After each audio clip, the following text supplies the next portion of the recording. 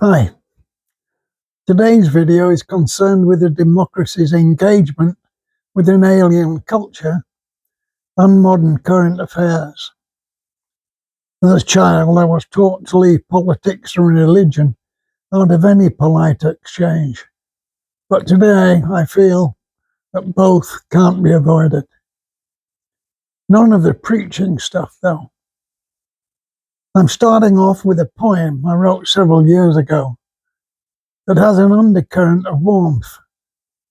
It tends to flow without hitting too many rocks, but it's upon reflection that one realizes it covers quite a lot of ground. Perhaps it's just that the older I get, the clearer Christ's most difficult message becomes, that of loving thy enemy and doing unto them as I would wish they would do unto me, and all that Christmassy stuff.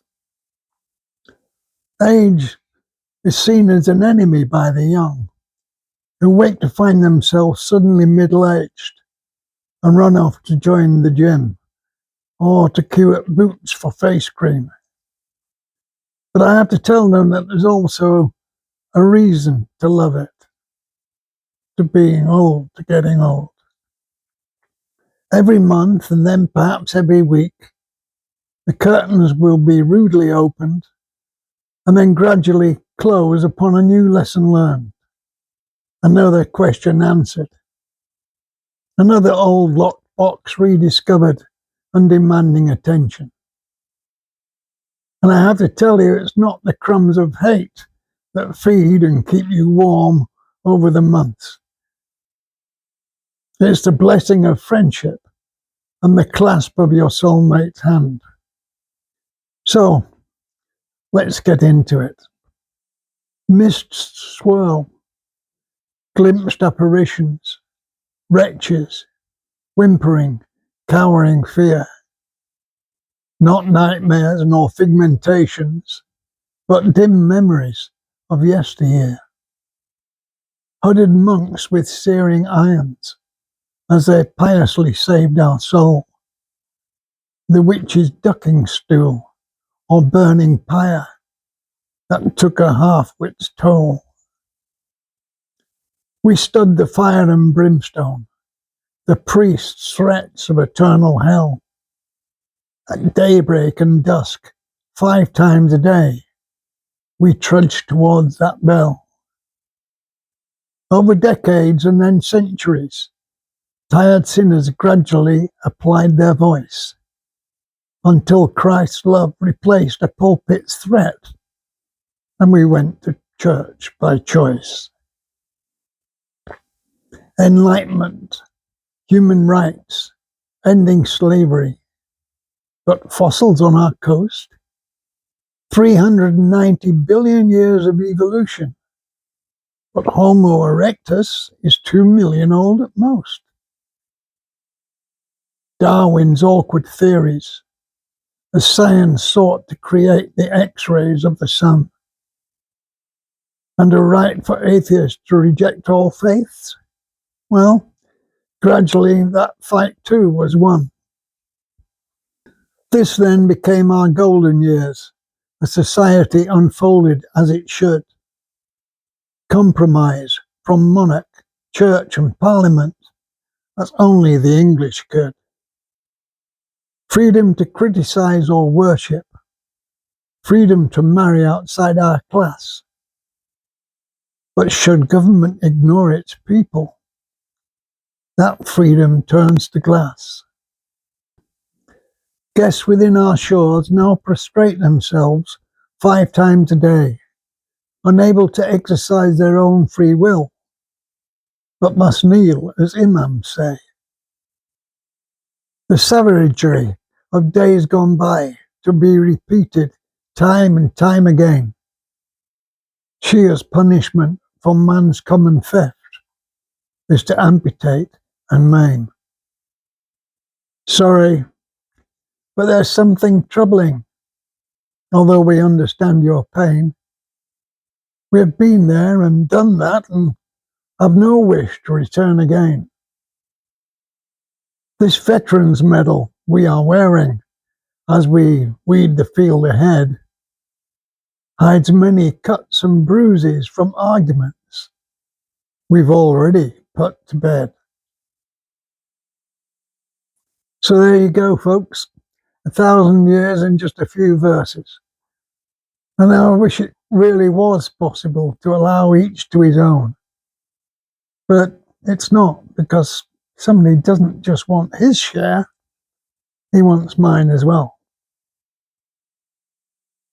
As we are conceived, a small amount of carbon goes into making our DNA. Eventually, it amounts up to about 22% of our body mass, constantly circulating each day. Each day, then, I will use my full share of carbon and take on a new 22% in return. When my DNA eventually collapses and my ashes return to dust, the carbon I held will revert to Mother Earth in a new form. Billions of people, thousands of tons of carbon, continually circulating, being reused to the end of time. There's comfort in that somehow, like the ticking of a clock, or lights on, lights off. Depends how you look at things. But at the other end of that spectrum, some people claim that the carbon cycle is inconsequential compared to the wonders of a person's soul being awakened on Judgment Day. Which brings me very neatly to where I want to be. Looking again at perception. I'm not saying that perception is as important as the proposed event itself. That would be ludicrous. But once again, perception is of a major consequence and not really recognized as such by the majority. As noted in the poem above, in Western democracies, we have earned the legal right to criticize religion, a right not earned or reflected in all other cultures. The descendants of those who fought for the Magna Carta had to struggle for centuries to ensure common law reflected the fight against theocratic tenets. The outcome was brilliantly British and significant today. A known atheist MP in 1880 was denied permission to sit in Parliament because he maintained that an oath sworn on the Bible meant nothing to him. Parliament refused to admit him, despite his insistence that he'd been lawfully elected and had a duty to serve his constituency. For attempting to do so, he was imprisoned by Parliament for contempt. 6 times over 6 years, he was banned from the House. And 6 times the voters of Northampton sent him back. Parliament was ultimately forced to reaffirm the principle, not to advance atheism, but to assert that civic authority in Britain forbids compulsory theology, i.e., in other words, no theocracy can enforce any authority over parliamentary law. That was enshrined in common law at the time, and after the 6 years, he was able to make an alternate oath. Now, that principle itself has deep roots. In 1677, Parliament recognised the danger of leaving too much power in the hands of theocrats, and it stripped them of the right to judge capital cases for apostasy, heresy, blasphemy, and even atheism, so that Parliament remained supreme. Yet in many alien cultures, such power over life or death remained the cornerstone of their authority. So Britain led the way, and as the mother of parliaments, she passed these hard-won norms on to others, norms that are now accepted as a given, as if they were not forged through centuries of struggle, debate, and even battle.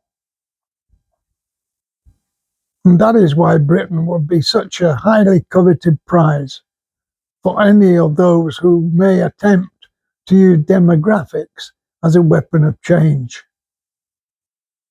Our defence already lies within those hard-earned laws. They're there, they exist. But as I said, if the majority is ignored, then those laws being cast aside by usurpers purporting to be adherents of democracy, our freedom and rights turn into brittle glass. Both the poem and this video are and were shaped with a modern Muslim in mind. I know that I'm forever probing my own beliefs and instincts and altering them subtly every day. I don't feel compelled to retain a particular outlook, and I enjoy the challenge of fresh argument. I sincerely believe many Muslims would have to be of a similar frame of mind. Defending one's own theories and opinions helps to solidify them and make them far stronger, not the opposite, not making them weaker. And I sincerely hope that many will watch this video too. We don't have to be adversaries, but if we are, then they would expect me not to just spar. They would expect me to attack and defend. Ta-da! World Championship 2026. My lords, ladies, and gentlemen. On the left, wearing red, we have communism, with a left hook against ownership and wealth. Urged to overcome all is a 58-nation specialist named Islamic domination, no longer in stealth. In the right waits democracy, once a sleepy opposition, now vastly reforming their act.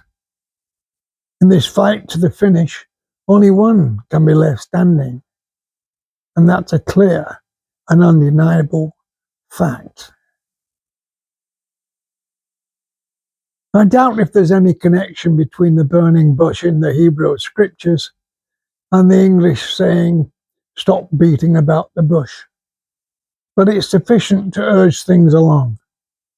And I do so, not with a wet squib, but with a broadside on religion that is just as relevant to atheists as it is to followers. Here we go, folks. Grab onto this one. Both Christians and Muslims claim that there is but one God, and many Christians believe that cooperation between the two is therefore acceptable, because both religions share the same Father, and it's only his name that's different. Allah, God. But I will prove that Muhammad's Allah and Christ's Father demand totally different obediences and allow totally different indulgences, to such an extent that the following assertion is inescapable. Whether applying faith or logic, the two are not compatible. Or let's phrase it another way. God and Allah cannot be the same deity. Now, think about that, and it's pretty damned huge. I can imagine the distress or even the derision that some will claim I'm provoking. But if I maintain focus and prove a single glaring example, I can change that assertion into fact. Now, I'm not going to judge it. I'm just presenting facts. You, the watchers, you are the jury. Earlier, we mentioned Judgment Day. We now examine the scriptures to show it's accepted as inevitable and universal. There are many passages in the Bible, in the Quran, in the Hebrew, but I've settled just upon three. Hebrews 9:27. And just as it is appointed for men to die once, but after this, the judgment. 2 Corinthians 5:10. For we must all appear before the judgment seat of Christ, so that each one may receive what is due for what he has done in the body, whether good or bad. The Quran 99:6-8. That day the people will depart, separated into categories, to be shown their deeds. So whoever does an atom weight of good will see it, and whoever does an atom's weight of evil will see it. Now you will have noted, at no point are there exceptions mentioned. Therefore, it's quite clear. All three texts concur. Judgment Day is inevitable and for everyone without exception. However, there's a problem. Later, the Quran introduces an exception. Martyrs are protected from Judgment Day. The Quran 3:169-170. Think not of those who are killed in the way of Allah as dead. No, they are alive with their Lord, being provided for, rejoicing at what Allah has given them out of His grace. You'll note no inquiry is made into the martyr's prior moral life. The sole qualifying condition is death in the way of Allah, followed by immediate reward. Judgment is neither awaited nor described. The consequence is unavoidable. Martyrdom functions as a categorical override of moral accounting. Whether this outcome was intended or not is beside the point, because an all-knowing deity would necessarily foresee how such a doctrine would be interpreted and exploited. Approximately 250 years after the death of Muhammad, this understanding is explicitly reinforced in a hadith where the author writes, the Prophet Muhammad said, the martyr has 6 blessings from Allah. He is forgiven at the first drop of his blood. He sees his place in paradise. He is spared the torment of the grave. He is safe from the great terror. A crown of dignity is placed upon his head. He is married to 72 wives from among the houris of paradise, and he may intercede for 70 of his relatives. So, there you go. Here, the reward for martyrdom extends before the individual to include 70 relatives that he intercedes for. And the inference is that they too are all permitted to escape the great terror, the Judgment Day. That is why so many acts are celebrated and honored by relatives who may erect a small shrine in his honor. They are thankful for their deliverance, and yet how and when? The text creates a deliberate, negligent ambiguity at the very point where moral finality should be absolute. This text was written by a man who never heard Muhammad speak and never met anyone who heard Muhammad speak. And yet, he's played a substantial role in shaping Islamic ideology today. And who knows how many have acted impulsively because of it. A natural question arises.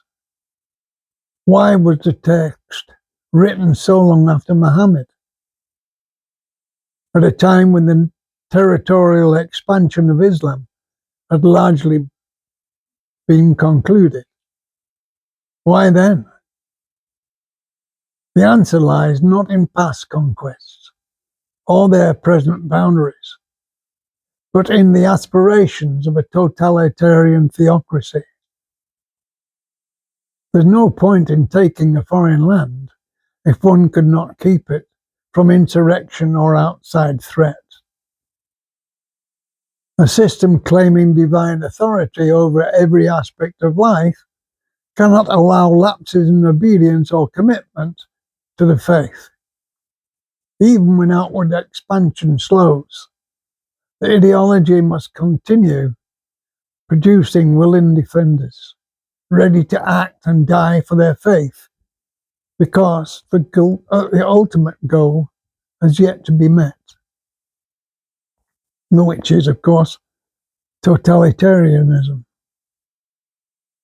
This hadith then served as a mechanism. It codifies reward for martyrs and relatives. It sustains loyalty, courage, and cohesion over generations. In fact, the mechanism ensures until the object is fully realized. The mechanism endures until the objective is fully realized. So there we have it, the conclusion. Two scriptures state unequivocally that Judgment Day is inevitable and applies to all without exception. The Quran then introduces exceptions, and on this decisive point alone, incompatibility is established, and the claim of single shared deity can't be sustained. The ambiguity in both Quran and Hadith ensures that this divergence can't be contemptuously refuted without redefining the texts themselves. That ambiguity does not remain abstract. It's a whirlpool that attracts those in difficulties.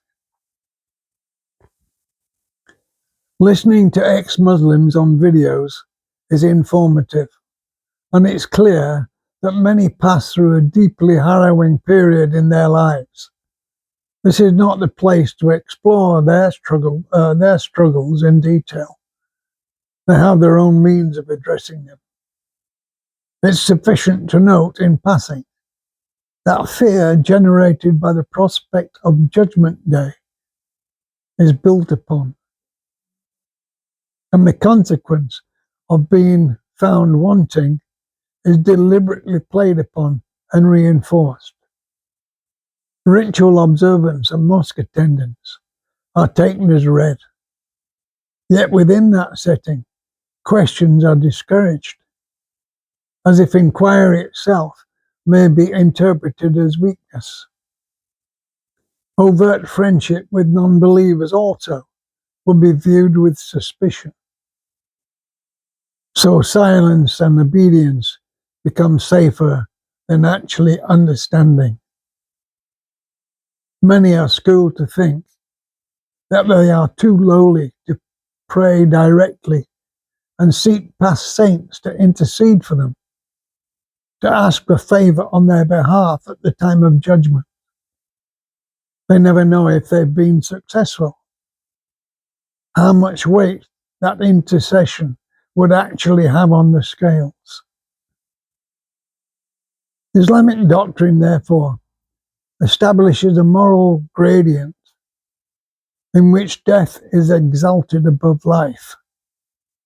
Martyrdom annuls judgment and rewards family, while survival leaves the believer to face an uncertain reckoning, with the scales of destiny waiting in a midst of menace.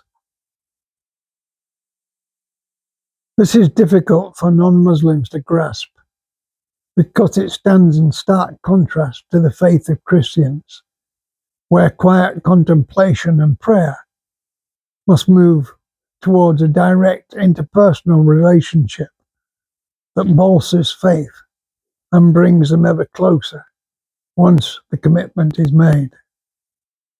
Let's leave it there then.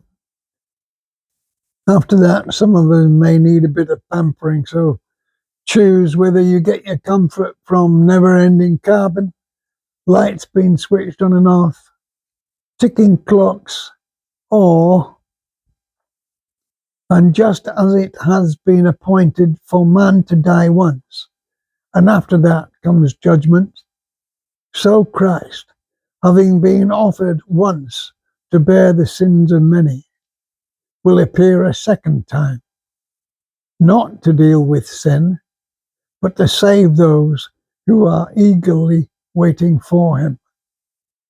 And that comes from the Amplified Bible Classic Edition. So there we have it. You, the viewers, are the jury, and you will decide whether your time has been well spent. It's another shaft from the quiver of Lord Urchin. And as the poem says quite clearly, been there, done that, and have absolutely no wish to return again. All the best for 2026. Regards, Lord Urchin. Auf Wiedersehen. Until next time. Bye.